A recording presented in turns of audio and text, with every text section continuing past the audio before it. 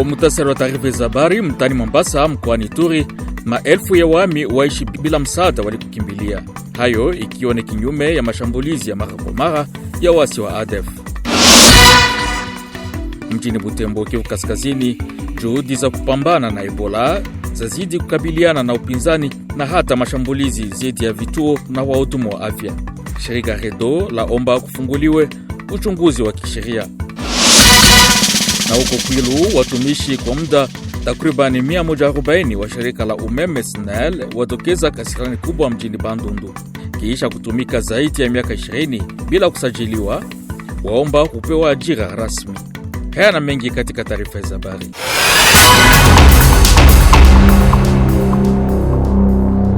Jambo kwa kompena msikilizaji, karibu.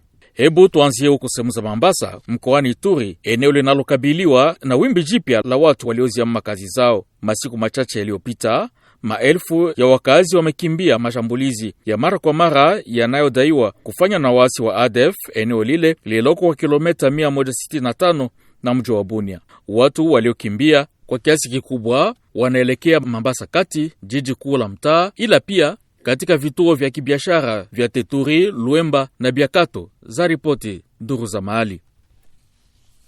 Na jimboni Kivu Kaskazini, wakilishi wa wanawake wa mashariki mwa nchi watoa wito wa kushirikishwa kwao katika mipangilio yote inayohusiana na mchakato wa amani na taratibu za ufuatiliaji wa kusitisha mapambano uliokubaliwa kati ya serikali ya Kongo na wasi wa FCM 23. Hawa walitoa wito huu Jumanne mjini Goma mnamo mkutano wa kitaifa kuhusu ushiriki wa wanawake katika utaratibu wa ufuatiliaji wa kusitisha mapigano. Mkutano huu uliwashirikisha wadau wengine kupitia mtandao, uliandaliwa na idara ya jinsia ya tume MONUSCO. Jimboni Maniema, watu 1309 wakiwa wahami waliorejea makazi yao na wale walioathiriwa na mzozo wamepokea msaada wa kifedha mtaani Punia. Mpango huu unaotekelezwa na shirika T-Found kwa msaada wa mfuko wa kibinadamu wa Jamhuri ya Kidemokrasia ya Kongo ulipelekea kila mnufaika kupokea dola za Marekani 160, jambo inayoridhisha wanufaika wanaodai kwamba msaada utawawezesha kukabiliana na changamoto zao za kila siku. Florence Kizalunga anaripoti kamili. Watu hawa wanatoka katika maeneo matano ya afya katika eneo la Punia. Kwa niaba ya wanufaika, shirika la raia la Punia linashukuru washiriki wa swala la kibinadamu kwa msaada huu. Hata hivyo, wanabainisha kuwa bado kuna mahitaji makubwa hasa katika sekta ya afya. Jean-Claude Ngoi: Vraiment tunaleta shukrani sana kwa ile pesa. Vraiment inasaidia sana population ya Punia, hasa kwa magumu wenyewe iko ku zone de santé ya Punia kwa sasa ya kaya Rujol. Kwa upande wao, maafisa wa mradi wanaeleza kuwa shughuli nyingine za kibinadamu zinaendelea ili kunufaisha jamii zilizoathirika. Pierre Kabe Mukunda: kuwa pia kazi wakabulia vitu ya kuwasaidia, pia kusaidia bamama ambao wangali na umri ya kuzaa na kujenga bisima. Kuna kuwa pia kazi ya usisimuaji juu ya mambo ya usafi. Msaada huu ni sehemu ya mradi wa kukabiliana na dharura unaohusu maji, usafi wa mwili, usafi wa mazingira na msaada wa fedha unaotekelezwa kwa ajili ya watu walioathiriwa na mgogoro katika sehemu hii ya Maniema. Nimeripoti toka Kindu, mimi ni Florence Kizalunga kwa niaba ya Radio Kapi. Turejee jimboni Kivu Kaskazini. Kama tulivyotanguliza, juhudi za kupambana na Ebola zazidi kukabiliana na upinzani mkali wa kijamii jijini Butembo. Hata kama mji huu umekuwa kitovu kingine cha mlipuko huo, vituo vya afya vinachomwa kwa moto na wahudumu wa afya wanashambuliwa mara kwa mara na vijana na watu wasiojulikana. Shirika la mahali REDO la kutetea haki za binadamu linatoa wito wa kufunguliwa kwa uchunguzi wa kisheria. Martial Papi Mukeba anaripoti zaidi. Butembo sasa imevuka visa 300 vya Ebola na zaidi ya watu 209 wamefariki kulingana na taarifa za timu ya kupiganisha Ebola. Lakini upinzani wa baadhi ya wananchi unaendelea kufanya mapambano dhidi ya ugonjwa huo kuwa magumu. Shirika ya haki za binadamu REDO inasema timu za kupiganisha Ebola na vituo vya afya vinashambuliwa karibu kila siku. Mratibu wake Muhindo wa Sivinywa: maesida zimekuwa zengi za kuunguza mastructure sanitaire, ni preski kwa kila siku, kila juma zaidi ya mastructure 4 zimeunguzwa na zaidi ya 7 zilitaunguzwa. Watu wote waachie wanganga wafanye kazi yao. Redo ilipendekeza maservisi ya sekurite hata maestase judiciaire wafanye maangete kusudi hoteli ambao wataendelea kufanya madega wakamatwe kusudi wahukumiwe vikali. Butembo ni kituo muhimu cha biashara Kivu Kaskazini ambako maelfu ya watu kupita kila siku. Hali hii ya watu kusafiri sana ni changamoto kubwa katika kupiganisha Ebola. Beni, Martial Papi Mukeba, Radio Okapi. Kongamano la ushauri la asasi ya kiraia la Chilenge jimboni Kasai Mashariki linaangazia tena kuibuka kwa vitendo vya ukatili wa kingono zidi ya wasichana wadogo eneo lile. Kwa mujibu wa shirika lile, kesi 7 za ubakaji zimeripotiwa mnamo siku 15 zilizopita. Pia inalaani matumizi ya mara kwa mara ya makubaliano nje ya mahakama kati ya familia zinazohusika pamoja na kuacha huru kwa baadhi ya washukiwa, vitendo ambavyo kwa mujibu wa Jean-Claude Ngandu, mwenyekiti wa jukwaa la ushauri la asasi za kiraia la Chilenge, vinazofisha utekelezaji sahihi wa taratibu za kisheria. Kama tulivyosema hapo awali, jimboni Kwilu takriban watumishi kwa muda 140 wa shirika la umeme SNEL mjini Bandundu wadokeza kasirani mkubwa. Wamekuwa wakisubiri kwa karibuni miaka 20 kupewa ajira rasmi mnamo kampuni hii ya taifa, ahadi iliyotolewa kwao na uongozi mkuu wa kampuni.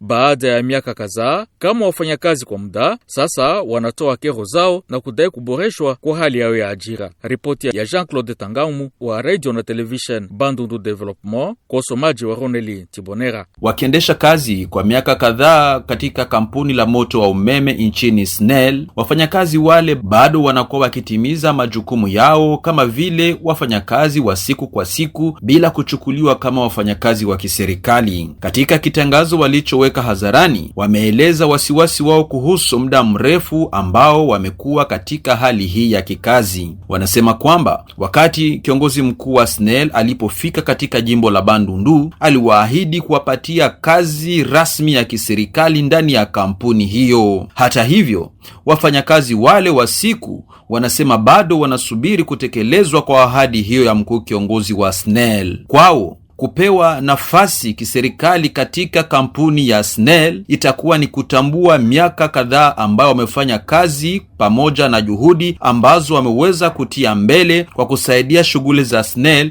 ziendelee vizuri katika jimbo la Bandundu. Upande wa SNEL, uongozi wake katika maeneo ya Grand Bandundu ambao tuliweza kuwasiliana nao hawakutarajia kueleza lolote kuhusu swala hili. Na hatimaye jimboni Kasai, wanabiashara wanyama walaumu ukosefu wa gala za baridi jijini Kananga, jambo ambalo linawafanya wapate shida kuhifadhi bidhaa zao na kusababisha hasara za kifedha. Wanaitaka serikali wapatia masoko miundombinu ya uhifadhi inayofaa. Ripoti ya Andre Katende, kosomaji wa Jean-Claude Lukidile. Katika duka ya kuuza nyama katika soko la Kamai, wauzaji wanauza nyama ya mbuzi, nguruwe na ngombe, lakini hapo kuzuia isiharibike ni ngumu. Soko hilo haina kabisa chuma cha kulinda nyama katika hali ya baridi. Hivyo wauzaji wanalazimika kuuza bidhaa zao haraka kwa sababu nyama inapobaki bila kuuzwa inaweza kuharibika. Kwa Rosalie, hasara hizi zinaathiri biashara yake. Anasema biashara hii inamsaidia kugharamia mahitaji ya watoto wake, lakini anaongeza kuwa hawana chuma cha kuweka nyama katika hali baridi. Wakati mwingine nyama inapobaki huoza na wanalazimika kuitupa. Mwisho wa siku, baadhi ya wauzaji huamua kupunguza bei. Hali hii inapunguza faida na hasara inaweza kuwa kubwa. Muuza nyama mmoja amesema kuwa nyama inapobaki wanapunguza bei ili kuzuia isioze. Kwa hiyo wauzaji wanaomba viongozi kuweka vyume vya kuweka nyama katika soko hilo. Wanatumaini kuwa hatua hiyo itawasaidia kulinda vizuri bidhaa zao na kupunguza hasara. Shukrani kwako Jean-Claude Loki. Ifuatayo ni kipindi chetu cha pili cha habari kinacholetwa kwenu naye Martial Papi Mukeba. Jambo Martial. Radio Okapi. Invité en Swahili. Pabunya, jimboni Ituri, zaidi ya vijana 20 wa chama cha vijana wa Kristo wa Kongo AJCC wamepata mafunzo ya muda wa miezi 6 kuhusu ushonaji na matumizi ya msingi ya kompyuta. Sherehe ya kuwapatia vyeti ilifanyika Ijumaa tarehe 31 Julai wakati wa siku ya mwanamke wa Afrika. Kwa AJCC ambayo iliandaa mafunzo hayo, lengo ni kuwasaidia hasa wasichana kujitegemea na kuwa na uwezo wa kujipatia mahitaji yao. Ili kupata maelezo zaidi, tunampokea Lidingirati Anto anayesimamia chama cha vijana wa Kristo wa Kongo AJCC. Anaongea na Martial Kiza Biamungu. Bibi Lidi Ngirati, jambo. Jambo. Sasa tuelezee mafunzo hii mmepata na shirika la Monisco, ni mafunzo gani? Si ku niveau ya organisation tunapata mafunzo mbili. Ya kwanza tunapata mafunzo kufundisha ba jeune fille na ba jeune garçon kushona manguo seki entrepreneuria. Na ya pili yenye tulipata ilikuwa kufundisha wasichana na wa vijana gisi kani ya kuweza kutumikisha machine make ordinateur na kujua importance yenye inatusaidia na nini, na nyuma ile formation kama jeune atakuwa capable kufanya nini. Peut-être utakuwa tana ka fazi moyo venye unalue unatia ka disconteke yako, unatia ka kitu mwenye tanja kukusaidia. Ile ndio ilikuwa utilité ya formation yenye tulipata na Monisco, na ile formation inasaidia vile sana wa jeune, inatosa wa jeune kuma chômage, kuma dépendance. Sasa mafunzo hii ya kushona nguo na kutumikisha kompyuta itawasaidia na nini ndani ya maisha yenu? Inatusaidia sana na tunashukuru, na yenye tutasema na Monisco asijilimite tu kuile formation. Prochainement kama ma formation tena iko, basi hésiter kutukontakte na tuko pale, tutasensibiliser ba jeune kufuata ile ma formation mbalimbali. Wakati yote hii ya mafunzo mulikuwa wangapi, na mafunzo hii ilidumu muda ya siku ngapi? Wasichana walikuwa 18 na wa vijana walikuwa 4. Watu walitoka vile mbalimbali, kuko na wengine yuko ya association, na kuko na bengine tulipe sensibiliser ba jeune benye balifurahia bali pata ile formation, na kuko tana ba jeune wengine balikuwa natoka mbali kutelega balikuwa fuata ile formation. Kuko na bengine balikuwa toka Lengabo balikuwa nafuata vile ile formation. Hai kutu ba jeune tu ya organisation ama ba jeune tu ya ville de Bunya, pana bengine balikuwa natoka vile mbali kufuata formation, na tulikuwa pale tulikuwa na balipea surtout ba ile ilikuwa toka mbali, tulikuwa balipea ka transport nefiske banjeke pata nefiske hata transport ya kurudia, mais ya kukuya balikuwa débrouiller. Mais wakati ya kurudia si organisation tulikuwa jipiganisha vile tuone gisi kana ya kubarudisha kila jour kila siku kwenye formation ilikuwa, parce que formation ilikuwa na kwa kila siku balikuwa nafanya formation 3 jours par semaine.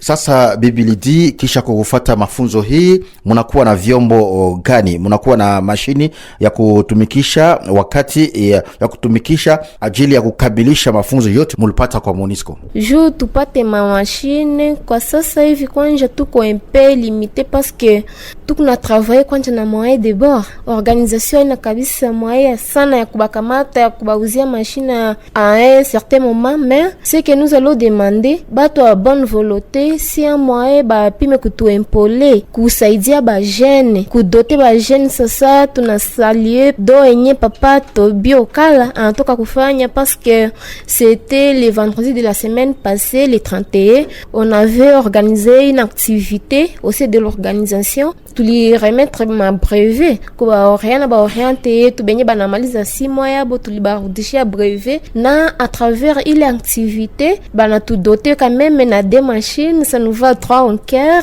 na bengine vile ba partenaire bengine kama biko vile ba emboîter ile pas, ça nous fera du bien. Bibi Lidi Ngirati, tunasema aksanti. Radio Kapi, dossier en Swahili.